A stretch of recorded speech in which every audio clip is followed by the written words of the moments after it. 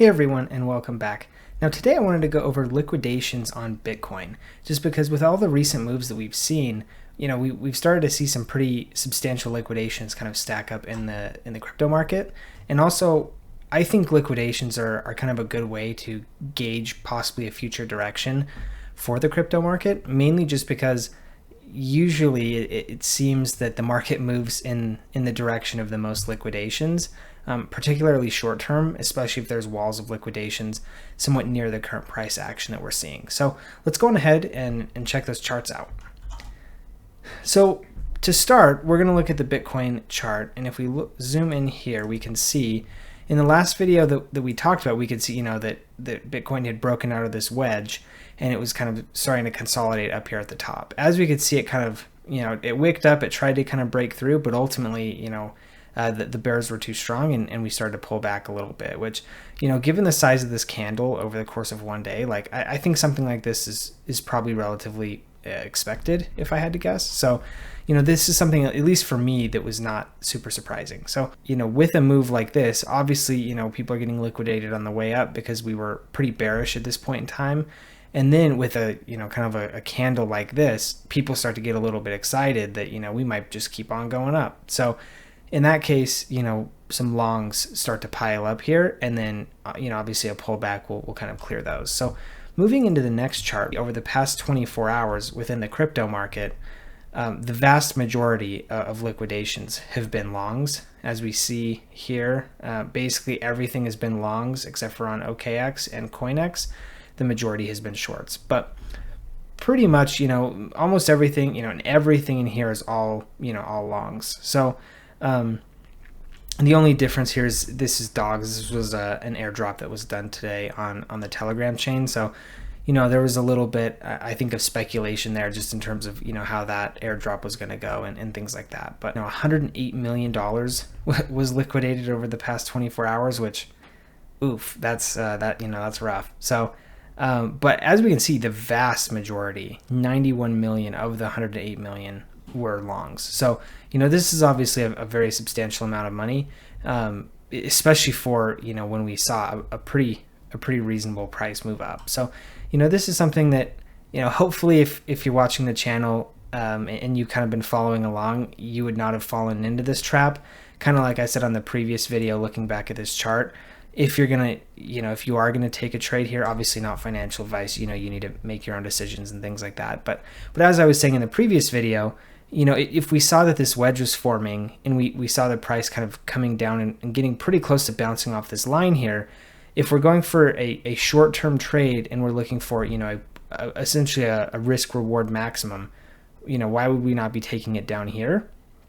And then, essentially waiting to see if it breaks down, then we cut it early because there's not much loss here. And if it goes up, then obviously, we let it ride and then kind of cut and take profits on the way up.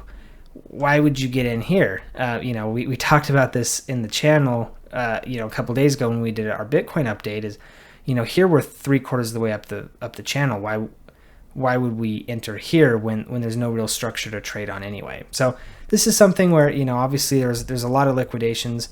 This to me, is kind of expected. If we go back to the liquidation heat map, obviously, as we're seeing, the 70,500 and the 72,500 kind of remain to be the two major walls that we have to get through on the upside.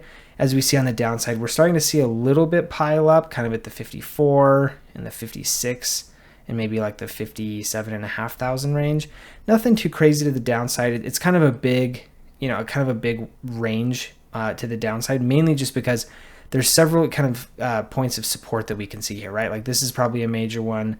This is kind of another big one. And then obviously down here would be, another big one as well. But up to the top, we can see there's there's very few points of kind of major resistance here, right? Obviously this is one, this is another. And if you're looking for maybe a more short-term trade kind of in this area, seeming that we have, been up here for a while and have struggled to break it. So, this is kind of what we're seeing from the liquidations heat map. The next thing I wanted to look at, which is kind of a slightly different way of looking at liquidations, but it's called liquidation levels.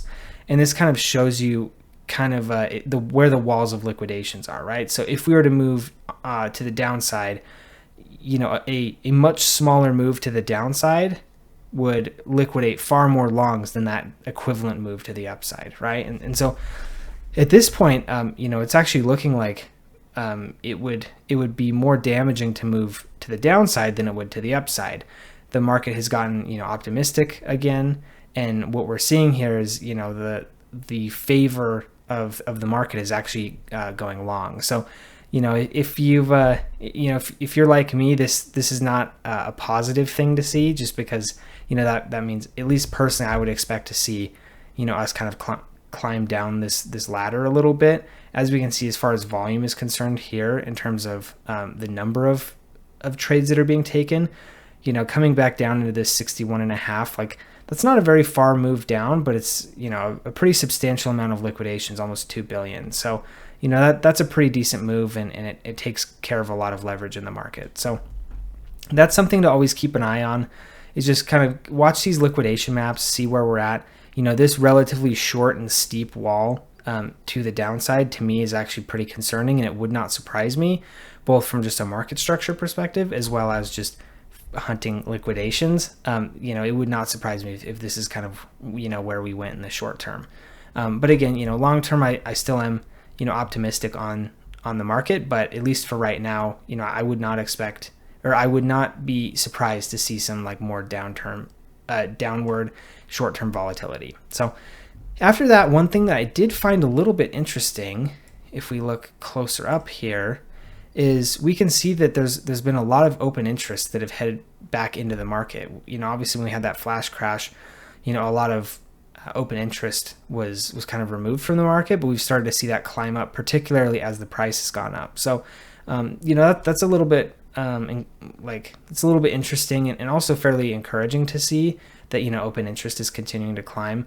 Also, volume is staying relatively consistent, and I would say higher overall than what we saw back here. So that's good in the sense that eyes continue to to be on the market. So overall this looks pretty good. Open interest continuing to climb up. Obviously, we've got kind of all-time highs of somewhere around 40 billion, 39, 38. Like, we've kind of peaked up to these highs multiple times, and so ideally we'd want to see open interest continue to climb up, just because that means more money, more eyes continue to be on Bitcoin and crypto just as a whole. This one up here is total crypto open interest, and a lot of interest coming up here over the past couple of weeks, as we've been kind of pulling out of this like primarily fear-based market into some more stable price action. So the last thing I wanted to look at is kind of a subset of this open interest, which belongs to the Chicago Mercantile Exchange. So again, kind of mirroring the market, we've seen a lot of a large uptick in interest, but something that's interesting is kind of the breakdown of where these people sit. So if we look, we can see that the splits, this is kind of like the overall information. What we can see is the splits between longs and shorts is actually almost even, but it's the breakdown that we can see here, right? So like the dealer, tilts decidedly towards shorts, leverage funds, especially towards shorts, asset managers overwhelmingly long, and then other reportable is also long, but not as decidedly as any of these others. So this is kind of interesting because the leverage funds, obviously, I would imagine that these guys are trying to play more of the short-term volatility game, in which I think that shorts might make some sense. Asset managers, obviously, they're looking for longer time horizons. They're looking for sit on your hands and just kind of watch your portfolio as things go. So longs, I think, tend to make a little bit more sense here. And then dealers, I would imagine they're just trying to kind of make the market. I would imagine if there's more volume within shorts due to like leverage funds and maybe people trying to make some of those markets, that's what the dealers are looking for here. I'm not super sure, just because I'm not all too familiar with the Chicago Mercantile Exchange and how a lot of the futures trading goes there. But that, if I had to guess, is kind of what that means. So overall, I think this kind of sits pretty consistently with the thesis that I have for Bitcoin long term, which is I think short term, I think we can expect to see a decent amount of volatility, maybe not a whole lot of like price appreciation. We might see just kind of sideways choppiness, maybe even continuing in the downward channel that we're continuing in. But I do think at some point we will break out of that, and once we do break out of that, then obviously we're going to hopefully be seeing a lot of the gains that a lot of us are hoping for, and maybe expecting, kind of in line with the 4-year cycle, or maybe a cycle, maybe not exactly the 4-year cycle. I could see us definitely breaking out of that. But overall keeping it similar on terms of like the halving schedule, and adding the scarcity of the Bitcoins. So that's ultimately kind of my overall take on the Bitcoin market today. Please like and subscribe if you found the information useful. Also, feel free to leave me a comment. I do read all my comments, and I enjoy seeing the feedback that you guys have, and what you guys are thinking about, and getting your takes on the market as well. So anyway, thank you for tuning in, and we'll see you in the next video.